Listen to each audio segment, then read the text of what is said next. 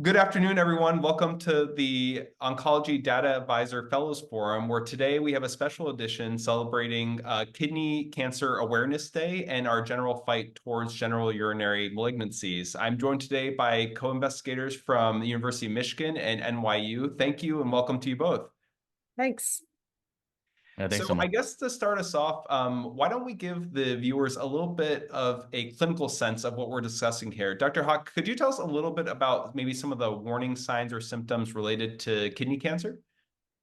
Yeah, so with kidney cancer, we see about 80,000 cases per year. Sort of majority of them are going to be in men, but about 30,000 of them still happen in women as well. But typically, really the most common sign you're going to see is blood in the urine, like a rusty or dark, color tinge of the urine. And unfortunately, sometimes it actually can be seen by the naked eye, and actually it's detected microscopically, so you might not know about it. But even beyond that, if you're having back pain that's not going away, if you're having a chronic fever, but it's not from urinary infection, if you're having some of the classic signs like weight loss, those are really some things that might make you a little more concerned. Yeah, certainly important warning signs to look out for. And kind of related to that, we should definitely not be remiss in mentioning the key risk factor of tobacco use. And I will discuss that a little bit more towards the end of this podcast. Shifting gears, Dr. Vaishampayan, could we talk a little bit about some of the clinical strategies, both established and emerging, as they relate to the treatment of kidney cancer? Yeah, I think one of the biggest problems with kidney cancer has been that it is not typically symptomatic unless the mass involves the collecting system or causes blood in the urine. But obviously, hematuria or blood in the urine that's noticed should not be ignored and should definitely be addressed by talking to your primary doctor initially and then eventually getting a referral to urology. The kidney cancer burden has continued to increase. Incidence is increasing every year after year. And, there are multiple publications that report to that, both from the US as well as in the Europe, where this cancer is rising in incidence. We are not quite clear on the exact causes, although Sam is going to talk a little bit about tobacco in GU malignancies. But also, I think, we haven't pinned down any exact risk factors except for genetic or germline testing, which there is hereditary predisposition towards specific types of kidney cancer. So people under the age of 45 should definitely be considered for germline testing in case they have hereditary risk and predisposition mutations for risk of kidney cancer. It will definitely help the patient themselves as well as their family members potentially for early testing and then screening. Routine screening is not recommended as of now. The good news is that the mortality that specific to kidney cancer has been decreasing somewhat, and some of that is because of the advances in kidney cancer therapies. Both immune checkpoint therapy and antivascular therapies have shown a lot of promise. And, there are recently reports of even 8-year plus remissions in a fair number of the patients with metastatic kidney cancer with immune checkpoint therapy-based combinations.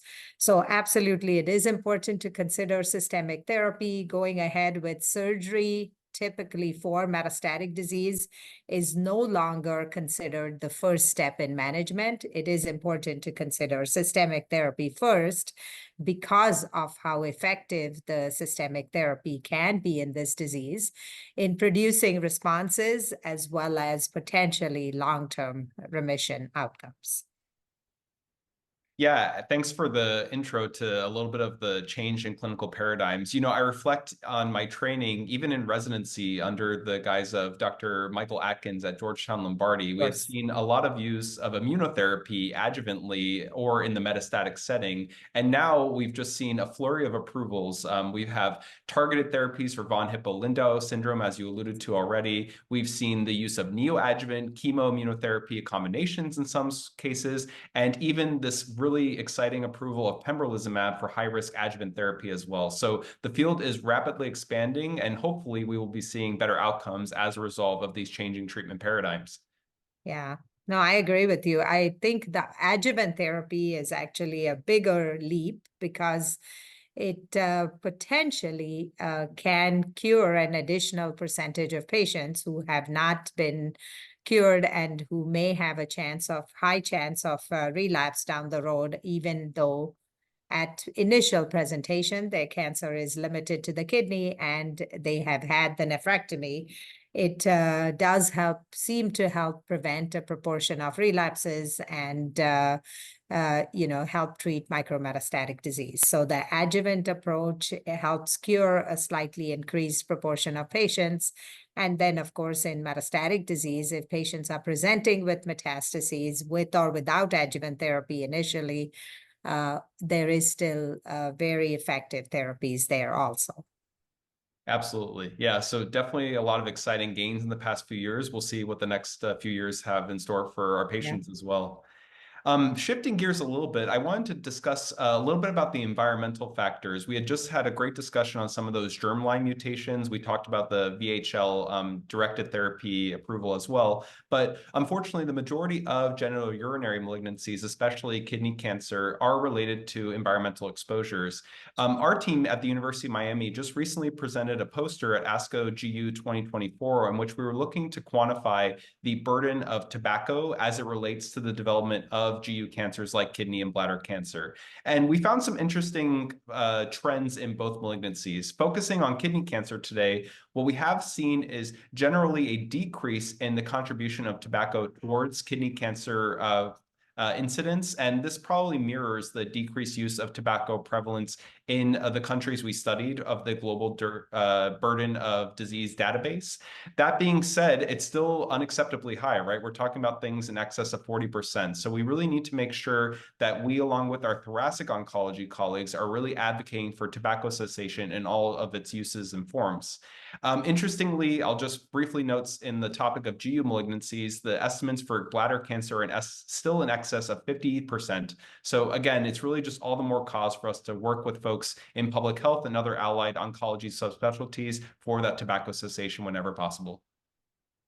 Yeah. Awesome, great. Did anyone have any additional comments on kidney cancer as it relates to treatment or about this special awareness month? Yeah, I think as we highlighted, sort of, with VHL, with belzafutin, we have some treatments now for patients who have sort of, hereditary forms of kidney cancer, which can affect sort of 5 to 8% of patients who have kidney cancer in general. So if you do have patients, sort of family history, I think it is important to get screened, as Ulka mentioned. And the other point I mentioned is that you can't really have a talk about next steps without talking about AI. And there have been studies that have looked at the sort of performance of AI in detecting, kidney cancer.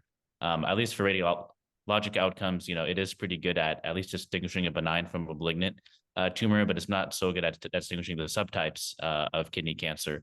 But pathologically, we are sort of on histology, we're seeing better performance for subtypes and grading. So I think in the future, even though we don't have any sort of current cancer screening in general, and even though we don't have any blood-based cancer screening, I think in the future, I think incorporating AI, incorporating that type of data might be part of sort of a patient's primary prevention.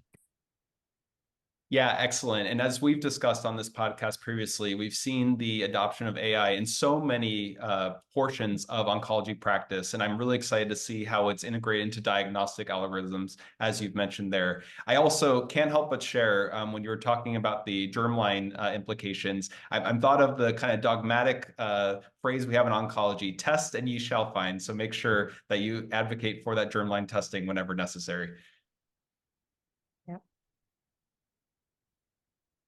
I would also say that, with the pertinent to the AI topic, I think here subtle clinical points are going to be critical in making that prognostic determination or even predictive determination. So far, tissue-based, blood-based biomarkers, there are no standard ones that are established for the treatment or to predict outcomes in kidney cancer. So the field is really ripe for research. And I would make this last plug that majority of the advances that we've had in kidney cancer and maybe all kinds of cancers has been because of patients participating in clinical trials.